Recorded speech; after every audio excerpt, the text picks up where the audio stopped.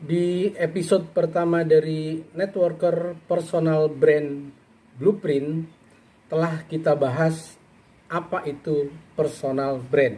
Nah, di episode yang kedua kita akan bahas strategi personal brand dasar atau basic strategi untuk personal brand. Oke? Check this out.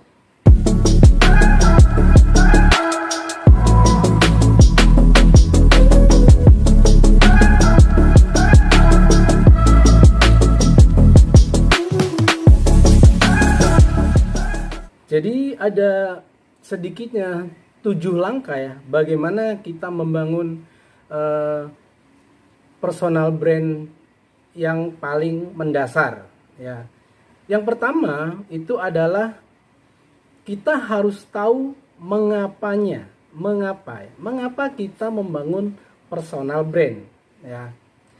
Atau mengapa kita membangun personal brand ketika kita melakukan bisnis network marketing? Nah, mengapa ini penting? Karena apa? Karena dari mengapa inilah kita tahu akan kemana ya bisnis kita ya, akan kemana personal brand kita, sehingga kita nanti akan mudah ditemukan oleh orang-orang yang satu minat ya, yang satu minat dengan kita dalam hal bisnis network marketing. Jadi kita harus mengidentifikasi kita ya menjadi seorang networker yang tahu mengapa kita melakukan atau menjalankan bisnis network marketing. Nah, mengapa ini jadi sangat vital? Karena apa? Karena ini adalah basisnya gitu, basicnya. Kalau kita tahu basic mengapanya, langkah apapun akan kita lakukan karena kita tahu alasan apa yang membuat kita melakukan itu. Yang kedua, proposisi nilai ya. Dalam bisnis network marketing, apa sih yang kita tawarkan? Kan itu. Nah, dalam bisnis network marketing, prospek atau orang lain nggak peduli apa perusahaannya, siapa pemilik perusahaannya, apa produknya. Nah, orang lain melihat kita adalah melihat dari segi apa? Dari segi kepercayaan. Mau perusahaan itu produknya bagus, mau perusahaan itu pemiliknya kaya raya atau terkenal, mereka nggak peduli. Prospek kita tuh nggak peduli. Yang dilihat tetap kita. Nah, kalau kita nggak punya proporsi nilai ya, nilai kita itu seperti apa, itu juga akan sulit terjadi closing gitu. Sehingga penting buat kita sendiri punya nilai gitu. Apa nilai di mata orang lain gitu? Apa nilai kita di mata audiens kita, atau apa nilai kita di mata prospek kita gitu. Nah, sehingga itu akan memudahkan kita kalau kita menawarkan sesuatu gitu. Orang tidak lihat produknya kadang-kadang, tidak lihat perusahaannya, tapi lihat kitanya gitu. Kitanya ini gimana, orang yang bisa dipercaya atau enggak gitu. Seperti itu. Nah, yang ketiga, kita harus menciptakan sudut pandang terhadap diri kita itu unik gitu. Unik itu apa ya? Unik itu kita punya ciri khas. Kita ciri khasnya apa gitu ya. Prototipenya apa gitu. Misalnya seorang Bob Sadino pakai celana pendek aja kayak gitu, atau ngomongnya kadang-kadang juga asal jeblak aja, itu juga sukses. Nah, itu ciri ya. Kita mungkin tidak bisa niru seorang Om Bob Sadino ya, tapi artinya kita harus ada ciri kita yang apa, yang menjadi ciri khas kita sendiri gitu, tidak meniru orang lain gitu. Jadi kita ini ciri kita ada autentik, memang itulah kita, itulah saya gitu. Nah, itu yang disebut ciri. Yang keempat, target audience gitu ya. Bisnis network marketing kita itu target audiennya itu siapa? Ya. Jangan sampai kita sudah tahu mengapanya ya, sudah tahu proporsi nilai kita, sudah tahu sudut pandang unik kita ya, yang membuat kita unik di mata audiens, tapi kita nggak tahu target audiens kita. Jadi kalau kita bisnis network marketing, produknya apa, untuk siapa, itu penting gitu. Segmentasi yang kita tuju itu apa? Misalnya kalau misalnya produk kesehatan, ya berarti kita harus orientasinya adalah orang-orang yang mindsetnya itu sehat gitu. Dengan konsumsi itu sehat, dengan sadar, dengan keyakinan bahwa mereka bisa sehat dengan yang kita tawarkan. Nah, target audiens itu jadi penting gitu. Mungkin secara sosiografi, demografi ya, terus siapa sih gitu audiens kita, umurnya berapa, terus tinggalnya di mana, yang kira-kira penghasilannya berapa, kalau punya mobil kira-kira mereknya apa gitu, rumahnya di mana. Nah, itu adalah target audiens gitu. Semakin target audiens kita tepat ya, semakin mudah juga kita dalam penetrasi pasar.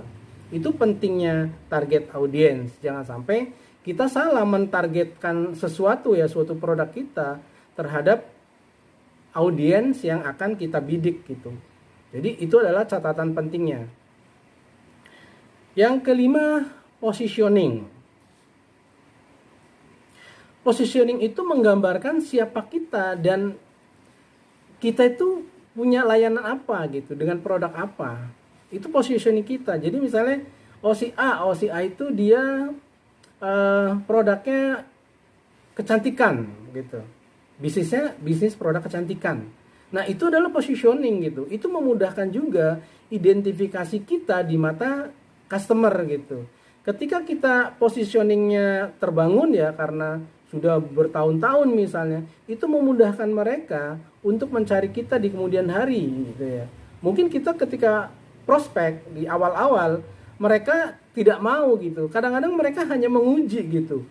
Dia ini enggak istilahnya konsisten nggak di bisnis itu, dia konsisten nggak di menjual produk itu gitu. Kalau konsisten, mereka akan datang sendiri. Kalau nggak percaya, teman-teman bisa cek.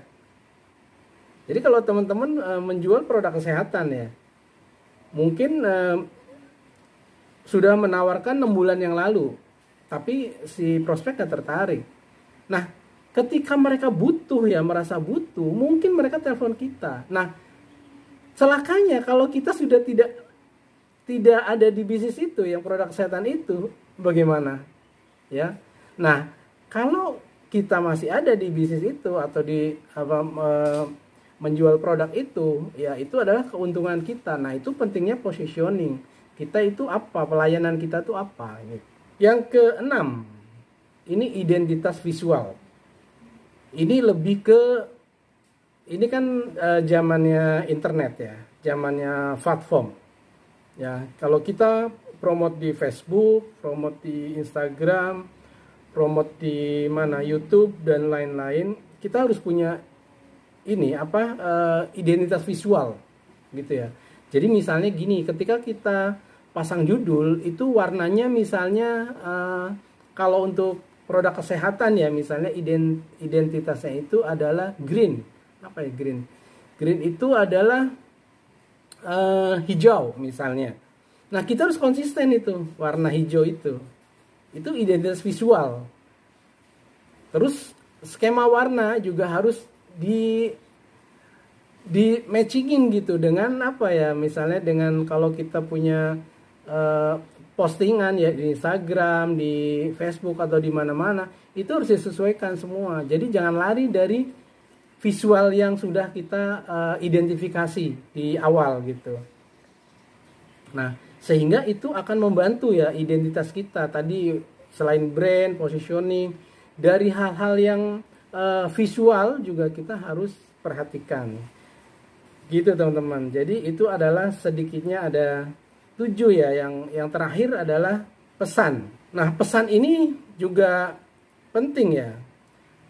Kalau kita sudah melakukan prospecting, sudah dapat positioning ya, keunikan kita.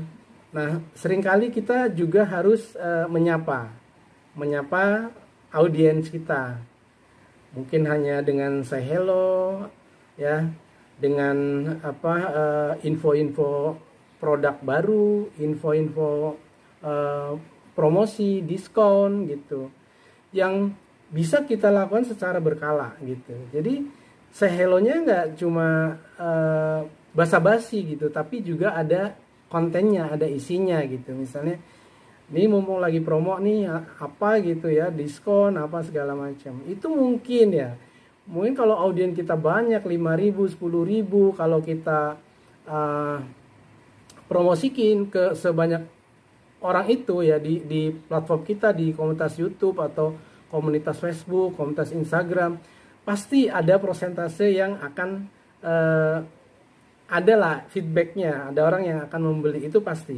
Karena ini adalah bilangan besar gitu. Masa dari 5.000 5 aja nggak ada gitu. Nah, kalau kita rajin setiap minggu, mungkin setiap 2 minggu, setiap bulan, itu pasti hasilnya menciptakan pelanggan. Gitu teman-teman. Jadi itu adalah pentingnya personal brand dari segi strategi yang paling mendasar. Oke? See you at the top. Be your own boss.